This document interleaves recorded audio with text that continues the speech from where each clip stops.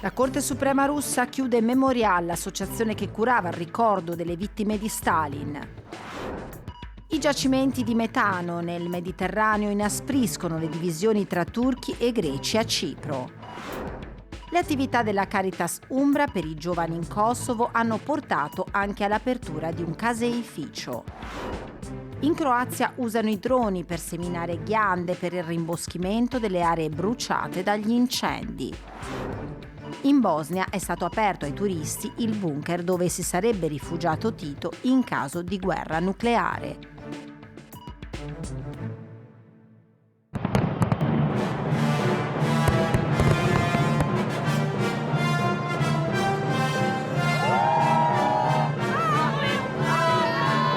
In giorni in cui gli abitanti di Mosca erano attenti a festeggiare l'anno nuovo e a prepararsi per il Natale ortodosso, la Corte Suprema della Federazione ha ordinato la chiusura di Memorial, la più autorevole organizzazione per la difesa dei diritti umani attiva nel paese.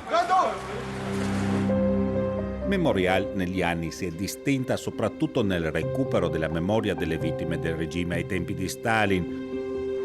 La sentenza dispone la chiusura di Memorial International per non aver contrassegnato tutte le sue pubblicazioni con l'etichetta di agente estero, come richiesto dalla norma sulle organizzazioni non governative. La legge, fortemente voluta da Putin, definisce agente estero ogni organizzazione che riceve fondi internazionali e non lo dichiara in modo esplicito. Durante l'udienza, il pubblico ministero ha sostenuto anche che Memorial crea una falsa immagine dell'ex Unione Sovietica come Stato terrorista e denigra la memoria delle vittime sovietiche nella Seconda Guerra Mondiale. Andrea Gulotta, russista dell'Università di Glasgow e presidente di Memorial Italia, indica proprio in questa frase la chiave politica e ideologica per capire la sentenza. Il motivo probabilmente risiede nel fatto che certe voci adesso non possono essere più tollerate. Memorial è stato sotto attacco per molti anni in maniera diversa. La pressione maggiore è arrivata dalla legge sugli agenti stranieri ed è per questo motivo che è stata fatta la richiesta della liquidazione. Fatto sta che poi alla seduta finale, quando è stata dichiarata la sentenza sulla liquidazione, hanno poi gettato la maschera, gli inquirenti hanno detto che il problema principale è che Memorial propone una versione terroristica dello Stato e che questo non è più accettabile in Russia. Vladimir Putin ha un rapporto ambivalente, qualche volta ambiguo, con il passato sovietico. Nel 2017 ha inaugurato un monumento dedicato alle vittime delle repressioni staliniste. Il leader del Cremlino però permette il ricordo delle vittime, concede accuse all'ideologia che ha prodotto quella tragedia, ma non tollera critiche all'apparato statale che è stato strumento della repressione. Mi sembra di poter affermare che quanto stia succedendo sia abbastanza chiaro. C'è un tentativo di occupare lo spazio della memoria che in passato era stato lasciato ad associazioni indipendenti come Memorial, ad attivisti e storici, per farlo rientrare all'interno di una narrazione di un passato nazionale, di una continuità all'interno della quale Stalin non figura come il sanguinario dittatore che ha causato la morte di milioni di persone, ma come la grande figura storica che ha sconfitto il nazismo. Jan Radzinski, presidente di Memorial, è preoccupato per l'involuzione autoritaria della Federazione russa. Osserviamo che il numero di prigionieri politici incarcerati per delle accuse inventate è quasi pari a quello degli ultimi anni dell'Unione Sovietica, prima delle riforme di Gorbaciov. Questo è un sintomo piuttosto pericoloso. Vediamo una costante limitazione delle libertà fondamentali. Osserviamo che le libertà di riunione e di parola esistono in teoria, ma che alla fine tutti i principali mezzi di comunicazione sono monopolizzati dallo Stato. La direzione in cui marcia il Paese è per noi fonte di grande preoccupazione. I leader di Memorial hanno annunciato un ricorso contro la sentenza. Le speranze di vincerlo sono praticamente nulle.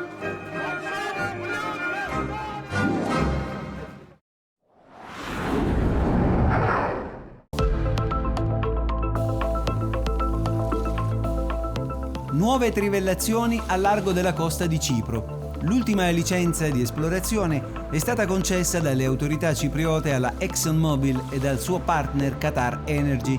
Gli esiti delle trivellazioni sono attesi entro la fine del primo trimestre del 2022. Si parla di un'area ritenuta in grado di fornire gas per una quantità stimata tra i 5 e gli 8 trilioni di metri cubi. I think also this proves the credibility of the European economy. È un'ottima opportunità economica, ma anche politica per l'Unione Europea. Avere partner solidi e affidabili come questo, il che conferma la nostra affidabilità nell'attrarre investimenti che poi danno indiscutibili vantaggi a chi sfrutta le nostre risorse. Taking advantage of the reserves. I movimenti nel Mediterraneo orientale da tempo innervosiscono la Turchia, che rivendica la sovranità su quelle acque attraverso il suo stato gemello, l'autoproclamata Repubblica di Cipro Nord, riconosciuta solo da Ankara ma non dall'Unione Europea e dal resto del mondo. Sulla stessa linea il presidente di Cipro Nord, Ersin Tatar, eletto 15 mesi fa, ritenuto vicinissimo ad Erdogan, fedele all'idea di due stati separati e dunque per nulla favorevole ad un'eventuale riunificazione tra le due parti di Cipro. Our position is that we are co-owners of the island. La nostra posizione è questa: siamo coproprietari di quest'isola, come da accordi del 1960 che con la firma congiunta dei 3 garanti della sicurezza hanno sancito che l'isola appartiene a 2 comunità e 2 popolazioni. Perciò se c'è un conflitto è perché una delle 2 parti impedisce all'altra di usufruire delle stesse risorse. Io dico, se c'è qualcosa da fare, facciamolo insieme. If we are going to do anything, we should do it together.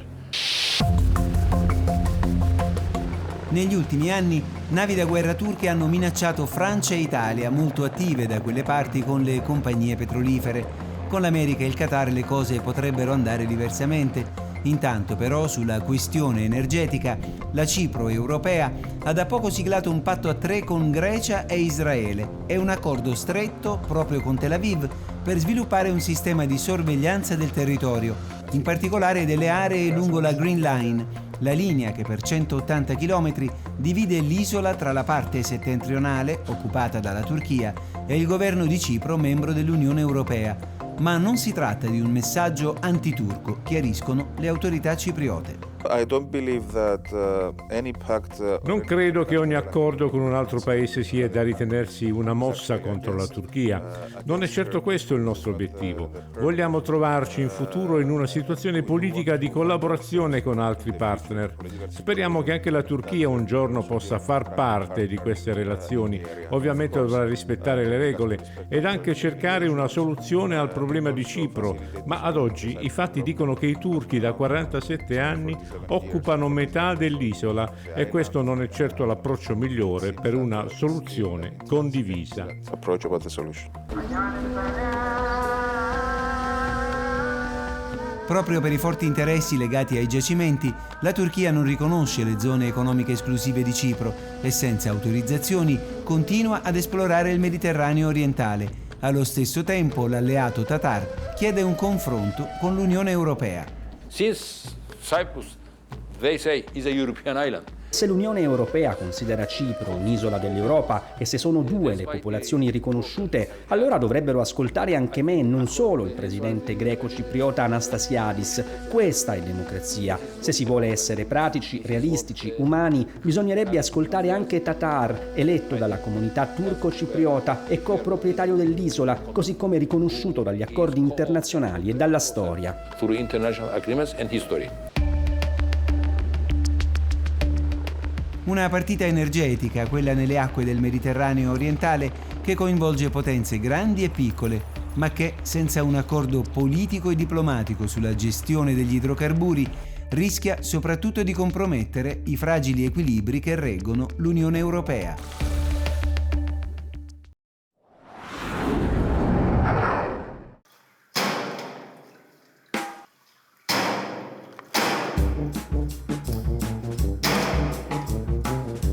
Mozzarella made in Kosovo. Qui a Casa Umbra, struttura Caritas nella campagna di Leskoz, nella zona occidentale del paese, lo scorso settembre è stato inaugurato un caseificio. Produce e vende caciotte, scamorze, anche yogurt. Vi sono occupate 2 persone, kosovare. Emerita lavorava già in questo settore, è stata chiamata appositamente e, racconta, ha svolto un periodo di formazione nell'azienda campana che ha promosso l'iniziativa e donato i macchinari.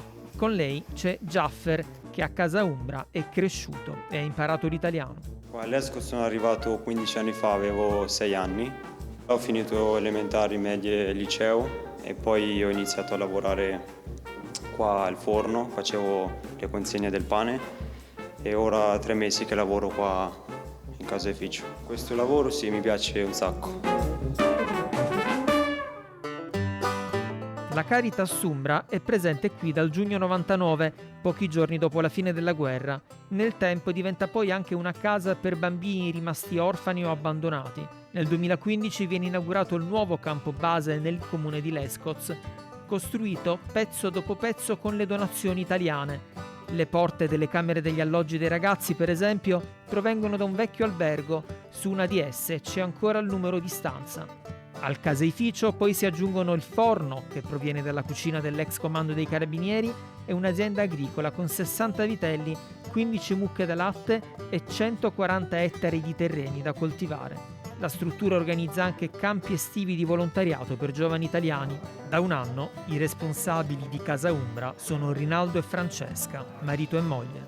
Abbiamo attualmente 7 minori, 7 minorenni, più altri ragazzi che hanno compiuto da poco 18 anni, che hanno iniziato l'università, alcuni fanno qualche lavoro, quindi l'accompagnamento di queste persone affidate dagli assistenti sociali alla nostra casa. La seconda attività è il sostegno alle famiglie povere.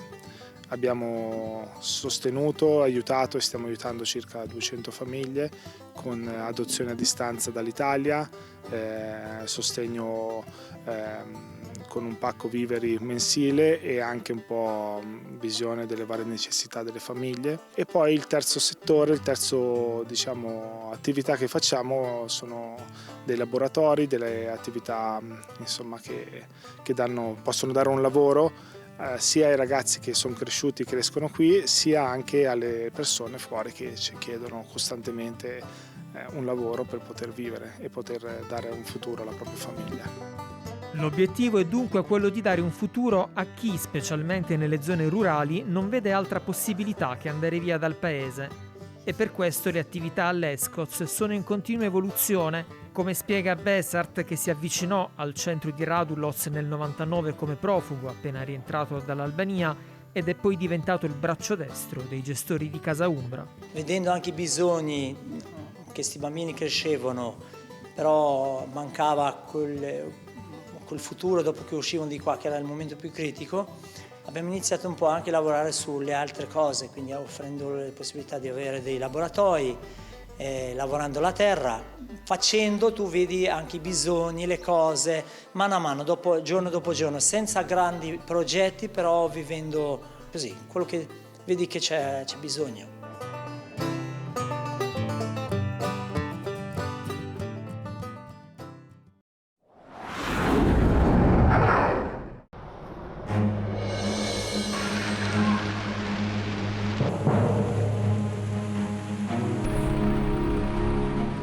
Secondo l'ultimo report sugli incendi boschivi del centro di ricerca della Comunità Europea, nel 2020 340.000 ettari sono stati divorati dal fuoco in 20 paesi del vecchio continente, una superficie grande quanto il Lussemburgo. La stagione 2021 si è dimostrata anche peggiore. Gli ultimi dati parlano di 0,5 milioni di ettari distrutti, il 61% erano foreste e il 25% aree protette. Gli effetti dei cambiamenti climatici diventano ogni anno più poderosi, la stagione degli incendi più lunga e intensa, il fuoco a rapida diffusione sempre più difficile da domare. Prima della fine di giugno, mese che segna l'inizio delle calamità, 130.000 ettari erano già andati distrutti. Ad essere colpiti non solo gli stati più meridionali, tutto il continente è sotto la minaccia del fuoco. Quasi la metà della superficie dei siti andati persi di Natura 2000, le aree di biodiversità dell'Unione Europea, è concentrata in Romania, in particolare nella riserva naturale del delta del Danubio. ma il flagello del fuoco ha fatto vittime, devastato aree lussureggianti, costretto all'evacuazione interi villaggi in Grecia, Albania, Macedonia, Montenegro, Bosnia e Croazia. Ed è targato proprio Zagabria il progetto studiato per il rimboschimento delle zone incendiate, utilizzando droni che disperdono semi sulle aree inaridite. Il vantaggio di questo sistema è che possiamo duplicarlo, quindi con più droni che volano contemporaneamente si può coprire un'area molto ampia. Praticamente in un giorno, con 5 o 6 di questi droni, possiamo coprire fino a 10 ettari.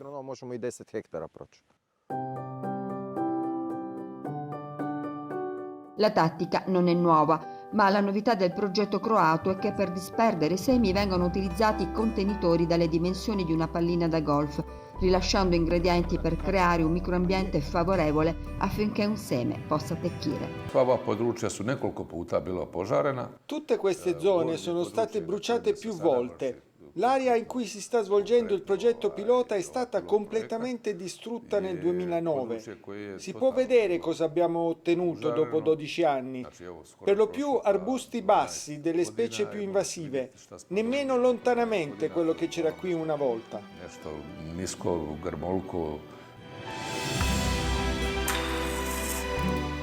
Il progetto Magic Forest si è diffuso rapidamente anche oltre i confini della Croazia. L'argomento interessa altri paesi dentro e fuori l'Unione Europea con l'identica emergenza, la riforestazione di aree vaste ed impervie, un progetto che ha convinto anche i paesi d'oltreoceano. Abbiamo contatti con la Bosnia ed Erzegovina, il Montenegro e la Romania e una cooperazione in California in fase di sviluppo. In molti paesi c'è interesse e ci viene già chiesto di provare a sviluppare alcuni progetti. Purtroppo non abbiamo ancora i mezzi per espanderci in fretta, né sostegno finanziario, in modo da poter avere più droni e coprire più aree contemporaneamente. Per ora ci stiamo concentrando sulla Croazia, ma prevediamo che nel 2022 faremo il primo impianto fuori confini. Intento dei ricercatori croati è anche affiancare la strategia dell'Unione Europea, piantare 3 miliardi di alberi entro il 2030 per combattere il cambiamento climatico e la perdita di biodiversità.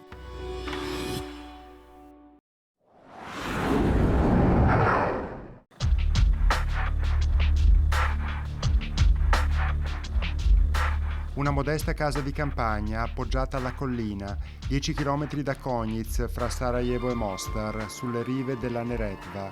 Sulla parete di fondo della cucina c'è una porta, si apre su un lungo tunnel che porta al centro della montagna e al segreto militare meglio custodito dell'ex Jugoslavia, il bunker di Tito. Nome in codice Istanbul, era progettato per ospitare i vertici politici e militari jugoslavi in caso di attacco atomico.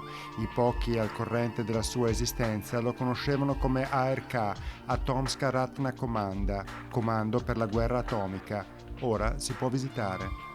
Ci troviamo nella casa mimetizzata numero 3 che conduce all'edificio militare classificato di Con Zero, cioè il bunker di Tito.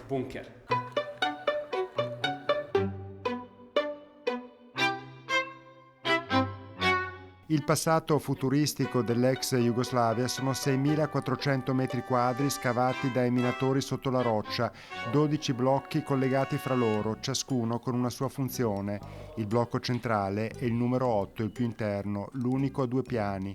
Doveva ospitare il presidente Tito, la moglie Jovanka e i vertici politici e militari delle repubbliche. I lavori di costruzione del bunker sono durati 26 anni, dal 1953 al 1979. In termini economici, questo era il terzo investimento militare della ex Jugoslavia, costato 4,6 miliardi di dollari americani, utilizzando le tecnologie più moderne disponibili all'epoca. La centrale telefonica comunica con l'ufficio telescriventi per decodificare, trascrivere i messaggi e ritrasmettere le comunicazioni urgenti. La sala conferenze è nel punto più profondo del bunker, 280 metri sotto la montagna. Le riserve di acqua provenivano direttamente dalla Neretva. L'impianto di condizionamento funziona ancora, ci sono anche i pezzi di ricambio. Il bunker poteva ospitare 350 persone. Erano i 350 funzionari di più alto grado dell'elite politica e militare jugoslava. Nel bunker c'erano in ogni momento viveri per 6 mesi e tutto quanto serviva per vivere sottoterra in caso di guerra atomica.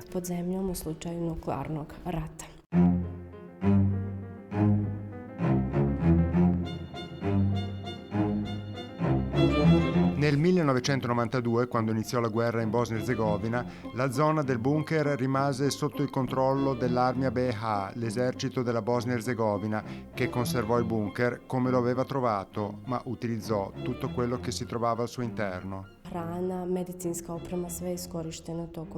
Cibo, medicinali, tutto quello che poteva essere utile per l'esercito durante la guerra, ma il bunker non venne utilizzato se non come comando temporaneo. L'esercito lo conservò fino al 1998, poi venne dichiarato non di interesse militare, perché la tecnologia al suo interno era diventata vecchia.